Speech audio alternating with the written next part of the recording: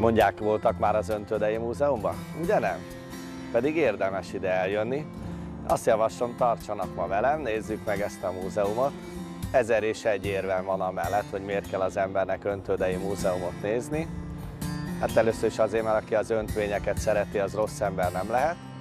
Másodszor meg azért, mert ez a múzeum egy különleges, becses ipari emléke Magyarországnak. Ugye itt van a Margit híd lábánál irodaházak és sokemeletes bérházak között, de maga az épület az 1858-ban épült, még Ganz Ábrahám tervei szerint, és valódi öntödeként működött egészen az 1960-as évek közepéig.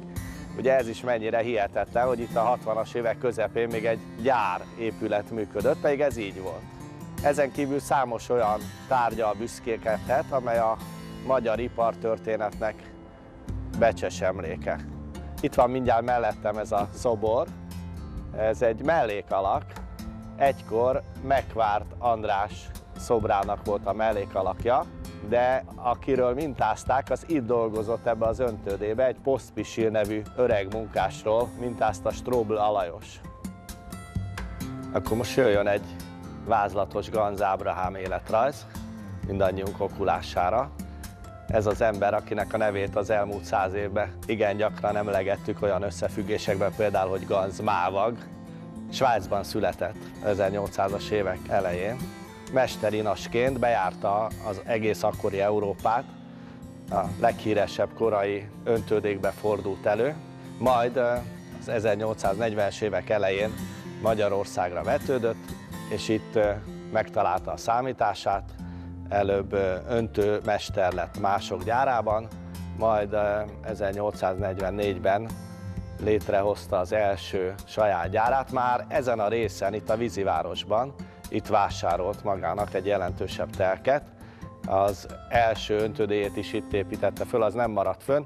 Ugye ez, amiben most vagyunk, ez a második öntöde, amely, mint erről már volt szó, 1858-ban épült föl. Akkoriban lendült föl a vasútépítés, amiben Ganz és az utódai jelentős szerepet játszottak. Ez a magyarrá lett svájci iparos tragikus körülmények között fejezte be életét, 1867-ben öngyilkosságot követett el. Utódai nem lévén a gyárat a leghíresebb főmérnöke, Megvárt András vitte tovább, és voltaképpen ő fejlesztette igazán világhírűvé, meghagyva azonban a Ganz nevet. Érdemes talán egy külön pillantást vettünk erre az üzemcsarnokra is. Az ipari építészet minden szépsége látszik rajta. Rengeteg sok dolog eredeti még benne. Eredeti ez a séttetős megoldás. Eredetiek a falak, eredetiek az öntött vas oszlopok, az ablakok.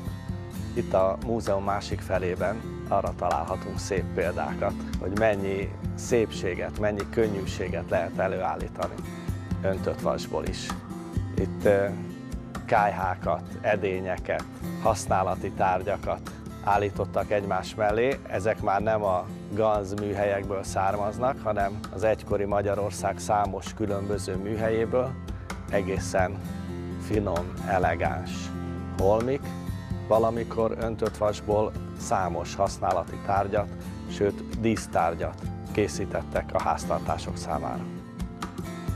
Akkor most hadd mutassam be önöknek Kápán György urat, a gyűjtemény egyik kezelőjét, aki el fogja magyarázni önöknek is, meg nekem is a Kupoló kemence működését. Tudni kell, hogy mi a Ganz törzsgyárban vagyunk, ahol Ganz Ábrahám a működését kezdte. Eredetileg ugye vasat öntöttek itt, ahhoz, hogy az önteni lehessen, meg kellett olvasztani. Ebbe a Kupoló kemencébe, ami a hátunk mögött részben látszik, tehát egész a tetőig, a pincétől egy eléggé magas építmény, abban történt a vasnak az olvasztása.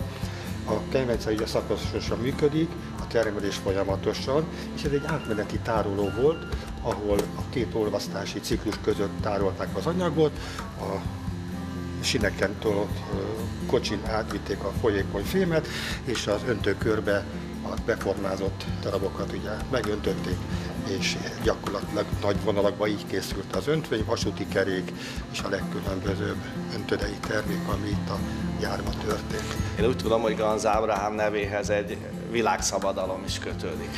Valóban ezeket a kerekeket az ő újítása szerint kéregöntésű eljárással készítették, aminek az a lényege, hogy nem egységesen, egyenletesen ütik a anyagot. Körülbelül ennyi az az információ, amennyit én be tudok fogadni egy ilyen alkalommal, úgyhogy nagyon szépen köszönöm a segítséget. Szívesen.